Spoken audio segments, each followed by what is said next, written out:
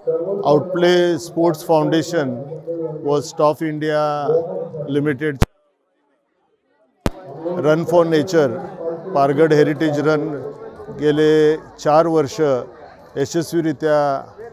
या पारगडच्या ऐतिहासिक गडावरून राबवलं जातं। त्याचा मनस्वी आनंद माझ्यासारख्या या विभागातल्या कार्यकर्त्याला आहे, कारण का या पारगडशी नातं स्वर्गीय नरसिंगराव पाटील साहेबांच्या पासून जोडलेलं आहे। ह्या गडाला येणारा रस्ता असेल, ह्या गडावर येणारा रस्ता असेल आणि ह्या भवानी मातेच्या जीर्णोद्धाराच्या साठी स्वर्गीय नरसिंगराव पाटलांनी फार मोठं योगदान दिलं होतं आणि गेल्या 5 वर्षाच्या कार्यकाळामध्ये या भागाच्या विकासाला, या गडाच्या विकासाला सहकार्य करण्याचं आणि त्या माध्यमातून पर्यावरणाचं संवर्धन करणं आणि तरुणांच्यामध्ये व्यसनापासून मुक्त होण्याच्या दृष्टिकोनातून आउटले स्पोर्ट्स फाउंडेशन आणि स्टॉफ इंडियाच्या माध्यमातून आणि आम्ही सर्व या भागातले कार्यकर्ते या पारगड हेरिटेज रनला प्रोत्साहन आणि पाठिंबा देत आलेलो आहे। मला खात्री आहे की येणारी तरुण पिढी पुढच्या कार्यकाळामध्ये व्यसनापासून मुक्त होईल आणि आज जे देशामध्ये किंवा जगामध्ये जी उष्णतेची लाट सुरू झालेली आहे, हा पारगडगड हा फॉरेस्टच्या ताब्यात आहे, तर ह्याचं जे काय पावित्र्य आहे या गडावरचं आणि त्याचबरोबर निसर्गाचं संवर्धन करणं, मला वाटते इथल्या सर्व नागरिकांचं, सर्व कार्यकर्त्यांची ही नैतिक जबाबदारी आहे आणि हाच संदेश मला वाटते ह्या पारगड हेरिटेज रनच्या माध्यमातून आम्ही सगळ्या पश्चिम महाराष्ट्राला किंबहुना आपल्या महाराष्ट्रातल्या सर्व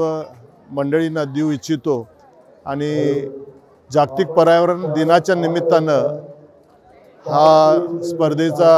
योग दरवर्षी इथं आलेला आहे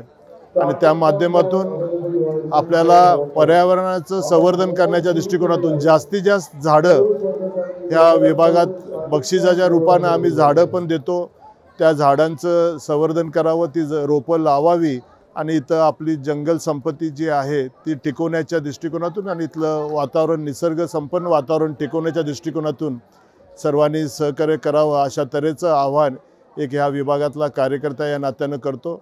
आपण सर्वजण एवढ्या उत्साहानं ह्या